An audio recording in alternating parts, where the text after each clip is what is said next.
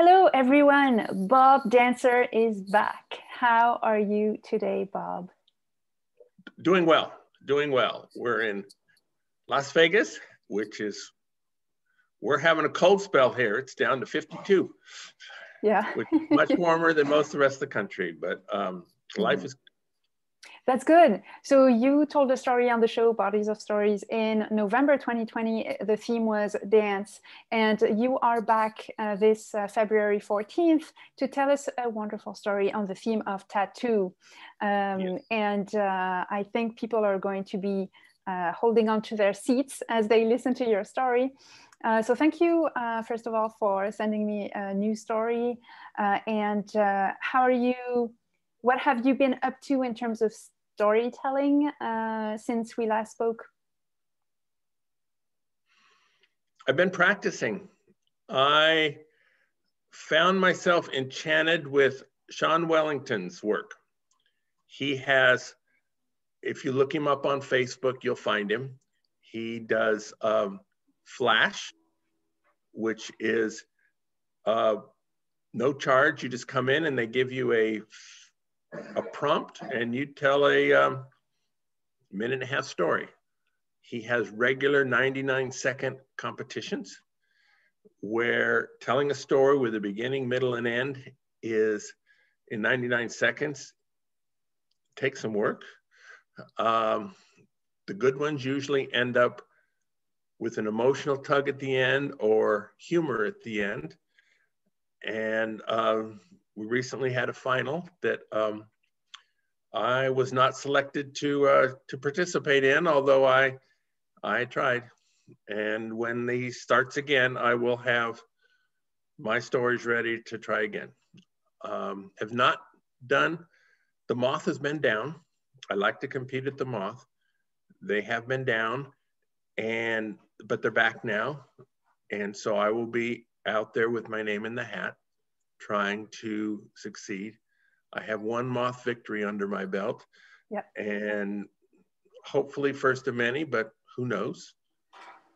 And for live, there's a live show here in Vegas with almost no audience that I'm participating. It's happening as we tape this tomorrow night, where it's in a theater and there's 5 storytellers and there's only going to be 10 people in the audience. Each storyteller can bring up to 2 guests, doesn't have to. But it's going to go live out over Facebook. And that's great.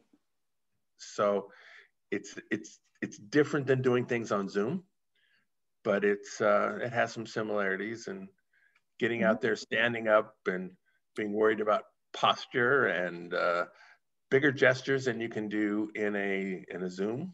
Yes, is an interesting challenge that I'm looking forward to. So will you be in the audience tomorrow? No, I will be on stage. Oh, you will be on stage as a storyteller. Great, wonderful. Okay. And what about the other Moth event, the Love Hurts one? Is it where is it hosted out of from? Okay, Love Hurts is the theme for February. Yeah. So several different locations. If you go to themoth.org, it'll give you the rooms for everywhere, the themes for the next 3 months. And there's still 3 or 4 or 5 of those Love Hurts ones going to happen. And then in March, there'll be a new theme. And in April, there'll be a new theme. And in May, there'll be a new theme. Yeah. So yes, Love Hurts is really tough to get into as a storyteller, simply because everybody has a story about hurting from something involving love, or 3 stories. Yes. And so everybody's name's in the hat. One advantage to tattoo is not as many stories about tattoos as there are about love hurts. Yes. So what I really love about the theme tattoo that's coming up on our show on February 14th is that actually some of the stories I received were interpretations of the theme. And it's not necessarily people who have tattoos. I happen to know that you do not have any tattoo yet so far. Yes, I have shared. That was a secret, but now it's out to the world. Almost 74. I've made it this far without a tattoo. I'm expecting to make it the rest of the way, but who knows for sure. Mm-hmm.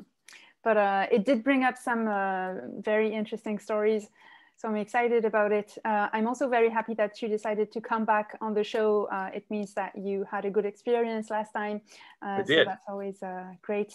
For people who have never told stories before, would you have any piece of advice? I have lots of advice on that. The best single book is Matthew Dick's Storyworthy. He has a free podcast to listen to. There are a number of storytellers across the country who give instruction. Sean Wellington is one.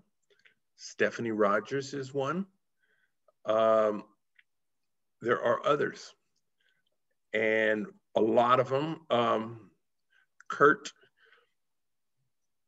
he's up in New Hampshire, and I'm blanking on his name, does it. All of these people are competent, good, excellent, and they teach it a little bit differently. And there's no one way to tell a story. The ones, because of the moth, the idea of a true story where the storyteller is personally involved in it, and it goes between 5 and 6 minutes, has become a type of a standard.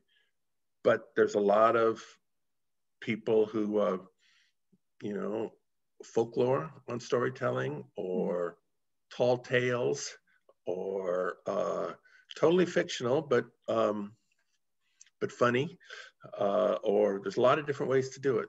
The best way to get out there is just to do it. Yeah. Great, thank you. How do you feel now telling a story in front of your screen? How is that for you as opposed to doing it on stage as you're going to do tomorrow night? Well, I've actually had more experience doing it on screen than I have doing it live. So I've only told maybe 4 stories live, and I've done a lot more than that on the screen. And so they're different skills, but they're related, and I enjoy it very much. I'm semi-retired, and storytelling keeps my mind active. It keeps, a lot of my stories are humorous. It keeps me involved with other people. It's these screens during the pandemic is a way for me to keep involved with people from all over the country who I would never have an opportunity to meet, who, including Brune. I would never have met Brune. I live in Las Vegas. She's in Toronto, Eastern Canada. Yeah. And that's a ways apart. But I know people in Chicago, people in North Carolina, people in Texas, people in Arizona. And we've all become friends in this little world. And they're all the same size. They're just this little big on my TV screen. And I've grown to love a lot of them. Yes, that's one of the upsides of this situation we're all in, and all the connections we've been able to make. It's quite wonderful, and through storytelling, we often bond on a pretty intimate level pretty quickly, because some of the stories, of course, are intimate. Yes. So that's great. Do you have any storytelling goals for this year? You don't have to. just keep participating. Part of it is a numbers game where you keep participating, you're going to win sooner or later. Yeah, if you have the basic skills, and I tell myself I do, and although sometimes there's plenty of evidence that I don't, but I just keep out there. I definitely want to win. I'm a competitive kind of a guy, but it's also the process to getting ready for it is exciting. There's a little bit of adrenaline each time, and practice to getting the story crafted just right, and then memorizing it is not the right word. I know my first lines and I know my last line and I know where the story is going to go, but I don't have it word for word memorized. That's interesting. But getting it prepared is a enjoyable process for me. That's great. Well, I'm looking forward to having you back on the show. It's on February 14th. The theme is tattoo. Everyone tune in, and we're going to have a wonderful lineup of storytellers in the US and in Canada. And any last words, Bob? Well, I'm looking forward to it too. It's a lovely way to spend a Valentine's Day.